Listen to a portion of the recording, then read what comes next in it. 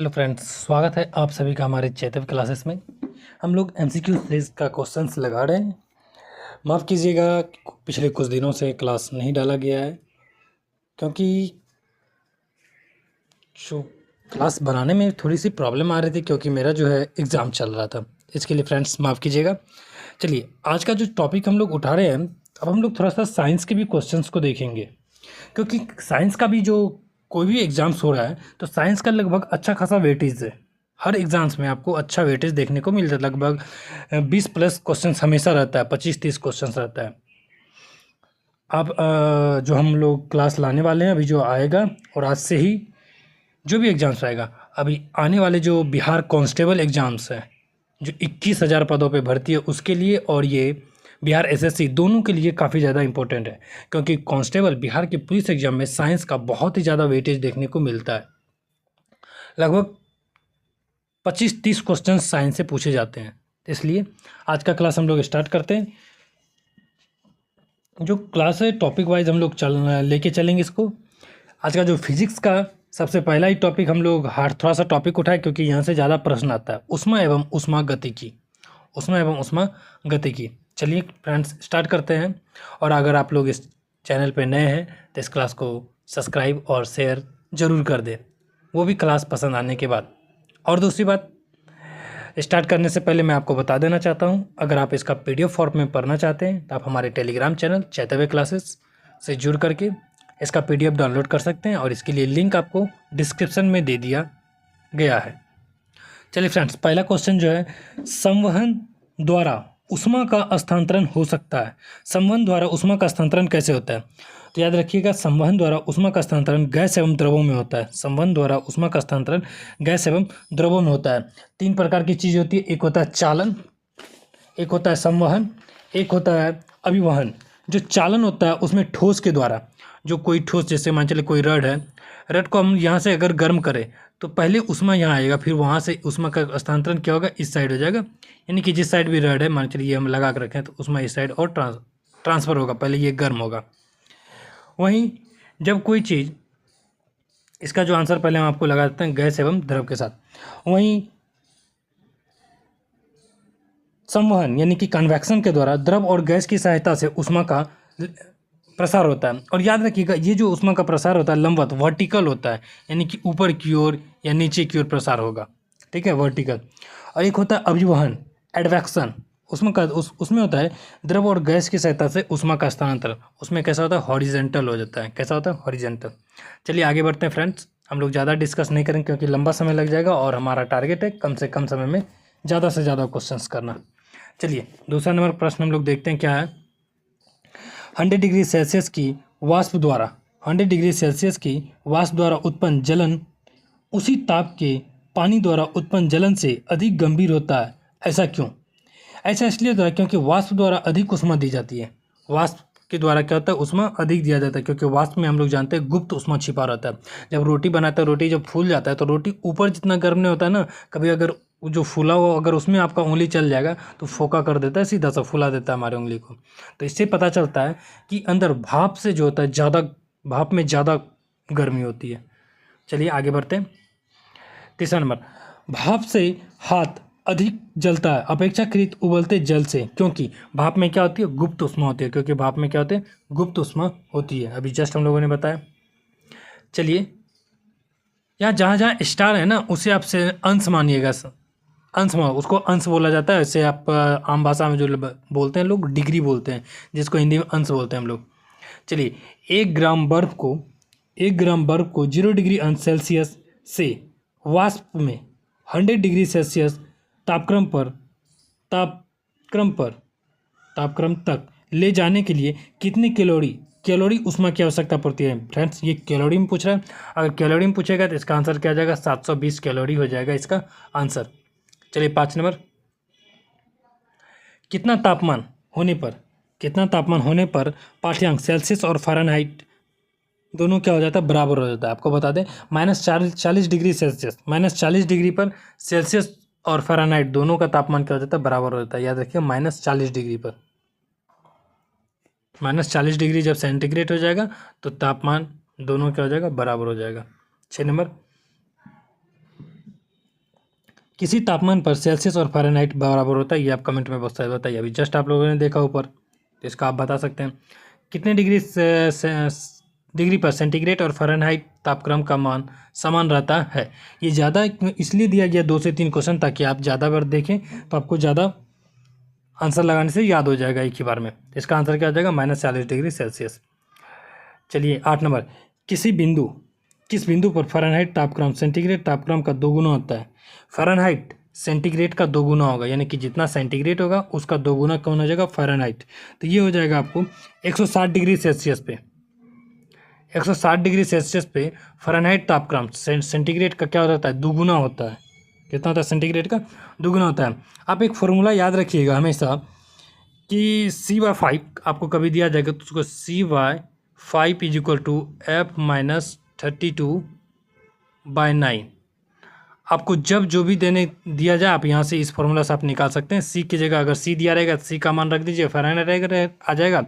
Fahrenheit दिया रहेगा तो फ़ारेनहाइट का मान रख दीजिए, C का मान आ जाएगा। तो ये फॉर्मूला आप याद रखिएगा। चलिए 9 नंबर प्रश्न, एक स्वस्थ मनुष्य के शरीर का तापमान होता है। एक स्वस्थ मनुष्य का शरीर का तापमान अगर हम लोग सेंटीग्रेड में देखा जाए तो 37 डिग्री सेल्सियस कितना होता है, 37 डिग्री सेल्सियस। और यही अगर फ़ारेनहाइट में देखेंगे तो ये लगभग आपको 98.6, अगर फ़ारेनहाइट में देखें तो 98.6 डिग्री फ़ारेनहाइट होता है। 10 केल्विन मान में से शरीर का तापमान कितना, अगर केल्विन मान से शरीर का तापमान देखें, किसे, केल्विन से, ये आपको 310 डिग्री सेल्सियस हो जाएगा। कितना, 310 डिग्री सेल्सियस, क्योंकि 0 डिग्री सेल्सियस आप नोट करिएगा, 0 डिग्री सेल्सियस बराबर होता है 273 डिग्री केल्विन। याद रखिएगा केल्विन ही एक ऐसा मान है जो माइनस में नहीं होता है, 273 डिग्री। तो हमारा शरीर का तापमान कितना होता है, 37 डिग्री सेल्सियस, 37 डिग्री सेल्सियस। 273 में 37 आप ऐड कर दीजिए, कितना हो जाएगा, 7 3 10, 7 3 10, 2 1 3, 310 डिग्री सेल्सियस। आ गया आंसर। तो इसलिए याद रखिए कभी आपसे पूछा जा सकता है कि कौन से तापमान कभी माइनस डिग्री सेल्सियस पे नहीं हो सकता है, तो वो होगा केल्विन। केल्विन कभी भी माइनस में नहीं जाता है। 0 डिग्री सेल्सियस बराबर 273 डिग्री केल्विन होता है। चलिए आगे बढ़ते हैं। 11 नंबर, मानव शरीर का तापमान फ़ारेनहाइट में 98 पॉइंट कितना, फ़ारेनहाइट में देखिए कितना बताया जा रहा है, 98.4 दिया गया है। इसके बराबर सेल्सियस तापक्रम है। सेल्सियस का तापक्रम निकालने के लिए कौन सा फॉर्मूला बताता है, अभी जस्ट आप देखिए क्या होता है, C/5 = फ़ारेनहाइट -32/9। आपको फ़ारेनहाइट दिया गया, फ़ारेनहाइट का मान यहाँ पे बैठा दीजिए और सेल्सियस निकाल दीजिए, तो आंसर कितना आ जाएगा, ये आप कर लीजिएगा आराम से। कितना हो जाएगा आंसर, 36.89 समथिंग के आसपास ही आएगा। कितना, 36.89 के आसपास आता है।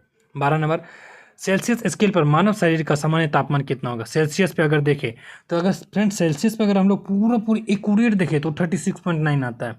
कितना, 36.9, जिसे हम लोग एवरेज करके 37 लेके चलते हैं। फ़ारेनहाइट पैमाने पर 200 डिग्री फ़ारेनहाइट है, तो इसका मान सेल्सियस पैमाने पर कितना होगा। अभी जस्ट जो फार्मूला बताएं ये आप फार्मूला पुट करिए और इसका आंसर जो आ जाएगा आपको मैं बता देता हूँ, 93.3 डिग्री सेल्सियस आएगा। फ्रेंड्स अगर आपको समझ में आ रहा है क्लास तो आप हमारे क्लास पे कमेंट करके ज़रूर बताएं कि आपको क्लास कैसा लग रहा है, क्योंकि आपके कमेंट से ही हमारा मनोबल बहुत ही ऊंचा उठता है, ताकि हम और भी अच्छी को क्लास लाने की कोशिश करें आपके लिए।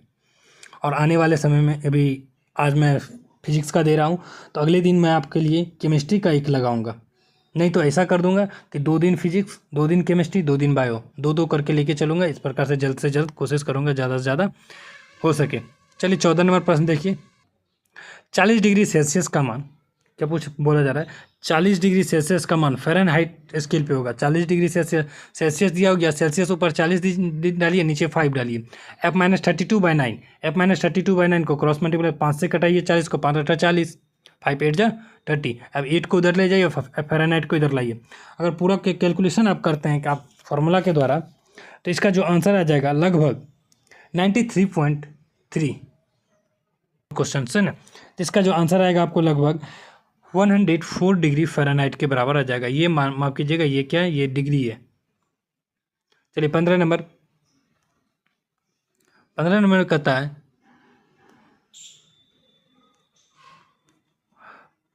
50 डिग्री सेल्सियस का मान फ़ारेनहाइट स्केल में है, 50 डिग्री सेल्सियस का मान फ़ारेनहाइट में क्या हो जाएगा? आंसर हो जाएगा 122 डिग्री फ़ारेनहाइट। ये जहाँ जहाँ स्टार लगा हुआ है फ्रेंड्स उसको आप डिग्री मानिएगा। चलिए 17 नंबर कहता है कि ठंडे देशों में, 17 नहीं है क्वेश्चन से, ठंडे देशों में पारा के स्थान पर, ठंडे देशों में पारे के स्थान पर अल्कोहल को तापमान द्रव के रूप में वरीयता दी जाती है। ऐसा क्यों किया जाता है? आपको बता दें, ऐसा इसलिए किया जाता है क्योंकि अल्कोहल का जो द्रवांक होता है वो निम्न होता है, कम होता है, जबकि पारे का द्रव्यमान थोड़ा सा उच्च होता है इसके अनुसार। अगर पूरा बात अगर हम और अच्छे सुने तो ये कारण ठंडे स्थानों पर इसका जो हिमांक जो होता है काफ़ी नीचे हो जाता है। ठंडे स्थानों पर अल्कोहल का हिमांक नीचे हो जाता है, जिससे शून्य से काफ़ी कम तापमान हो जाने पर भी यह द्रव अवस्था में ही बना रहता है। अगर शून्य से कम तापमान भी हो जाएगा फिर भी ये कैसे द्रव अवस्था में बना रहेगा। इसी कारण से इसका प्रयोग किया जाता है। जबकि पारा जो होता है अल्कोहल के तापमापी के रूप में साबित हो जाती है, बेहतर तापमापी के रूप में साबित होती है ठंडे इलाकों में पारे की तुलना में। तो इसलिए क्या हो जाएगा, अल्कोहल ऊष्मा का बेहतर संचालक, अल्कोहल का द्रव्यमांक निम्न होता है, अल्कोहल का द्रव्यमांक निम्न होता है, ये होगा आंसर। स्वचालित इंजनों हेतु निम्नलिखित में से कौन सा एक हिमरोधी के तौर पर प्रयुक्त किया जाता है? जो स्वचालित ईंधन में, इसका जो आंसर हो जाएगा, स्वचालित ईंधनों में हिमरोधी के रूप में प्रयोग किया जाता है तो ये एथिलीन ग्लाइकॉल का प्रयोग किया जाता है। स्वचालित इंजनों में एथिलीन ग्लाइकॉल का प्रयोग हिमरोधी के रूप में किया जाता है, और ये जल के साथ एथिलीन ग्लाइकॉल को मिलाया जाता है, जो कि बाद में मिश्रण के रूप में इसका जो हिमांक होता है 0 डिग्री सेल्सियस से घट जाता है, और ये ठंडे देशों में भी स्वचालित इंजनों में पानी नहीं जमने देता है। समझे? जो पानी के तौर पे किसका प्रयोग करता है? एथिलीन ग्लाइकॉल, जो कि 0 डिग्री सेल्सियस से भी इसका हिमांक कम हो जाता है, जो कि पानी को जमने से रोकता है। चलिए 19 नंबर, परम शून्य ताप क्या है? परम शून्य ताप क्या है? परम शून्य ताप वह ताप है जिसमें सैद्धांतिक रूप से न्यूनतम तापमान होता है, जिसको 0 डिग्री केल्विन या फिर -273 डिग्री सेल्सियस पे हम लोग बोल सकते हैं, -273.15 डिग्री सेल्सियस या फिर 0 डिग्री केल्विन को ये बताता है। ये अलग से था। चलिए 20 नंबर क्वेश्चन देखिए, गर्म करने से विस्तारण क्या होता है? गर्म करने से पदार्थ का घनत्व घट जाता है। किसी भी चीज़ को गर्म करेंगे तो पदार्थ का घनत्व क्या हो जाएगा? घट जाएगा। और आयतन क्या होता है? जब घनत्व घटेगा तो आयतन बढ़ेगा। याद रखिएगा, ये दोनों व्युत्क्रमानुपाती होता है एक दूसरे के। अगर घनत्व डेंसिटी बढ़ेगा तो वेलोसिटी कम हो जाएगा, आयतन कम हो जाता है। चलिए, वेलोसिटी वेग माफ़ कीजिएगा, आयतन कम हो जाता है। जब बर्फ़ पिघलता है तब आयतन बढ़ता है, ठीक है, बर्फ़ पिघलता है तो आयतन बढ़ेगा, ये तो ठीक बात बता रहे लगता है। या फिर आयतन घटता है, बर्फ़ पिघलने से आयतन घट जाता है। बर्फ़ पिघलने से क्या होता है? आयतन घट जाता है। आंसर क्या हो जाएगा? बर्फ़ पिघलने से आयतन घटता है, क्योंकि देखिए इसके साथ साथ ही और भी कई चीज़, ढला हुआ लोहा, बर्फ़, एंटीमनी, बिस्मिथ, पीतल, ये सभी जब गलता है तो आयतन क्या होता है? इसका सिकुड़ने लगता है। इसी प्रकार ठोस अपने गले द्रव में प्लवन करने लगता है। चलिए 23 नंबर, थर्मोस्टेट का प्रयोजन क्या है? थर्मोस्टेट का जो प्रयोजन है वो क्या? ताप मापने में, तापमान को बढ़ाने में, तापमान को स्थिर रखने में, या फिर तापमान को विद्युतीय में बदलना। थर्मोस्टेट का जो प्रयोग होता है तापमान को स्थिर रखने में होता है। क्या होता है? तापमान को ये स्थिर रखता है थर्मोस्टेट संबंधित है आर्द्रता से, तापक्रम से। थर्मोस्टेट किससे संबंधित होगा? तापक्रम से संबंधित है। 25 नंबर, थर्मोस्टेट वह यंत्र है जो किसी निकाय का तापमान स्वनियंत्रित करता है। कहाँ पे? C number answer. किसी निकाय का तापमान को क्या करता है? स्वनियंत्रित करने लगता है। चलिए 26 नंबर, ताप अस्थायी स्थिर बनाए रखने का एक साधन है। ताप अस्थायी स्थिर बनाए रखने का एक साधन कौन सा है? टेम्परेचर। क्या है वो साधन? टेम्परेचर या फिर ताप बोलते हैं। 27 नंबर, रेफ्रिजरेटर जो फ्रिज होता है उसमें थर्मोस्टेट का कार्य करता है। थर्मोस्टेट का क्या कार्य होता है? यह एक समान तापमान को बनाए रखने में काम करता है। क्या करता है? ये एक समान तापमान को बनाए रखने में काम करता है। याद रखिएगा, कभी कभी क्वेश्चन आता है पानी का घनत्व कितने डिग्री सेल्सियस पे ज़्यादा होगा? 0 डिग्री पे, 4 डिग्री पे, 100 डिग्री पे, या कोई नहीं। तो पानी का घनत्व 4 डिग्री सेल्सियस पे सबसे ज़्यादा, और उसी जगह आयतन उसका सबसे कम होता है। वही पानी का घनत्व सबसे कम जो होगा वो 100 डिग्री सेल्सियस पे सबसे कम घनत्व होगा, और सबसे ज़्यादा आयतन होगा, क्योंकि ये दोनों एक दूसरे का उल्टा रिलेट करता है। रेफ्रिजरेटर, फ्रिज में खाद्य पदार्थ ताज़ा रखने हेतु कितने डिग्री तापमान की ज़रूरत होती है? लगभग आपको 4 डिग्री सेल्सियस, 4 डिग्री सेल्सियस, कभी कभी केल्विन में अगर पूछ ले तो 273 प्लस 4 यानी कि 277 केल्विन आप उसका आंसर करिएगा। कितना करिएगा? 277 केल्विन। ठीक है,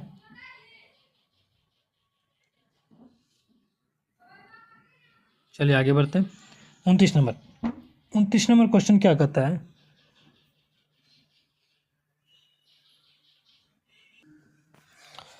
ठंडे के दिनों में लोहे के गुटके और लकड़ी के गुटके को प्रातः काल में छुए। ठंडा का मौसम है, ठंडा का मौसम में कह रहा है कि लोहे के गुटके, जो लोहा का गुटका आता है, और लकड़ी का गुटका को अगर सुबह सुबह छुए तो ज़्यादा ठंडा कौन लग होगा? तो आपको बता दें, लकड़ी की तुलना में ऊष्मा का अच्छा चालक कौन होता है? लकड़ी की तुलना में लोहा ऊष्मा का अच्छा सुचालक है। ये हो जाएगा। मान के चलिए आपको मैं दिखा रहा हूँ, जैसे एक लोहे का टुकड़ा है और दूसरा लेते हैं लकड़ी के टुकड़े, ये 2 टुकड़ा है। अब ठंडा के दिन में छूता है तो लकड़ी का टुकड़ा का जो होता है कि अणु, जो कण होते हैं, एक दूसरे से थोड़ा थोड़ा दूर बैठे होते हैं।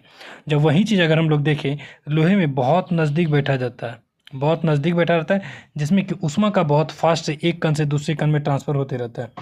उसमें क्या क्या होता है? फास्टली एक से दूसरे में, दूसरे से तीसरे में, तीसरे से तीसरे में ट्रांसफ़र होता है, और इसमें ट्रांसफ़र होने में क्या होता है? लेट लगता है।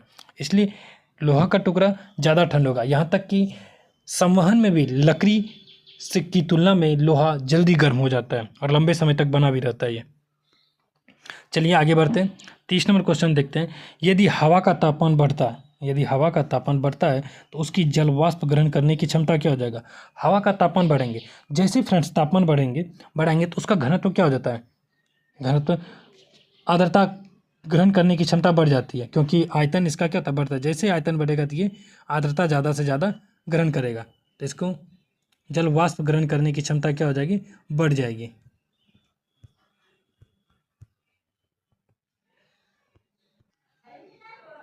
चलिए 31 नंबर क्वेश्चन। तेज हवा वाली रात्रि में ओस नहीं बनता, क्योंकि जब हवा तेज होता है ओस बनता नहीं है। इसका क्या रीजन होता है? तो तेज हवा में रात में ओस नहीं बनता, इसका रीजन होता है कि तेज हवा के जो कारण वाष्प का जो दर होता है वो बढ़ जाता है। वाष्पीकरण की दर क्या होता है? बढ़ जाता है, इसलिए वाष्प नहीं बन पाता है। तो वाष्पीकरण की दर बढ़ जाती है, जिसके कारण वाष्प नहीं बन पाता है। 32 नंबर। निम्न में से कौन सा कथन सही नहीं है? तो आपको बता दें, मैं पहले ही बता देता हूँ, एयर कंडीशनर और एयर कूलर दोनों आर्द्रता नियंत्रित करता है। ये कथन गलत है। इसमें से होता क्या है? एयर कंडीशनर और एयर कूलर ये दोनों तापमान और वायु की गति को नियंत्रित करता है। सिर्फ तापमान, टेम्परेचर और वायु का जो स्पीड होता है इसको कंट्रोल करने का काम करता है। वहीं एयर कंडीशनर जो होता है आर्द्रता को भी नियंत्रित करता है। एयर कंडीशनर आर्द्रता यानी कि ह्यूमिडिटी को भी कंट्रोल करने का काम करता है, जबकि एयर कूलर आर्द्रता को नियंत्रित नहीं करता है। एयर कूलर आर्द्रता को नहीं करता है, एयर कंडीशनर दोनों को करता है। तो इसलिए आंसर क्या आ जाएगा? ये क्या बोला था? एयर कंडीशनर और एयर कूलर दोनों आर्द्रता को नियंत्रित करता है, इसलिए ये गलत है। जबकि बाकी सब देखिए वो सही को कहा गया। एयर कंडीशनर और एयर कूलर दोनों तापक्रम को नियंत्रित करता है, दोनों ताप को नियंत्रित करता है, ठीक बात है। एयर कंडीशनर आर्द्रता को नियंत्रित करता है, जी एयर कंडीशनर आर्द्रता को नियंत्रित करता है, परंतु एयर कूलर आर्द्रता को नियंत्रित नहीं करता। एयर कूलर नहीं करता, ये सही कथन गलत कथन ढूंढना था उसमें। 33 नंबर। कमरे में लगा हुआ नुकुलक क्या नियंत्रित करता है? कमरे में जो वातानुकूलन लगा लगता है ये किसको नियंत्रित करता है? ये आर्द्रता और ताप को नियंत्रित करता है। किसको? आर्द्रता और ताप को नियंत्रित करने का काम करता है। डेजर्ट कूलर द्वारा शीतलन किस पर आधारित होता है? डेजर्ट कूलर द्वारा शीतलन वाष्पन पर आधारित होगा। किस पर आधारित होगा? डेजर्ट कूलर द्वारा शीतलन वाष्पन शीतलन पर आधारित होता है। चलिए 36 नंबर देखते हैं कि निम्नलिखित अवस्थाओं में से किसमें गीले कपड़े जल्द सूख जाएंगे? ये क्वेश्चन कई बार पूछा जाएगा और आप इस क्वेश्चन को आप जरूर टिक करें, क्योंकि ये बहुत इंपॉर्टेंट क्वेश्चन है। चलिए इसका जो आंसर हो जाएगा उसमें 20 डिग्री आर्द्रता और 60 डिग्री तापक्रम होने पे जल्दी कप एक फ्रेंड्स और क्वेश्चन आता है कि कमरे को ठंडा किया जा सकता है। कमरे को ठंडा किस संपीड़ित गैस को छोड़ करके कमरे को ठंडा किया जा सकता है। जो संपीड़ित गैस होती है, एयर कंडीशनर जो एसी होता है ना, उसमें यही गैस भरी रहती है, संपीड़ित गैस, जो कि कमरे के तापमान को क्या करता है, ये ठंडा करने का काम करता है। वहीं कपड़ा के बारे में इसमें बताएं, क्योंकि इसमें आर्द्रता अधिक तापमान पर गीले कपड़े सबसे जल्दी सूख जाता है। चलिए 37 नंबर प्रश्न देखिए, क्या कहता है 37 नंबर, 1 मिनट।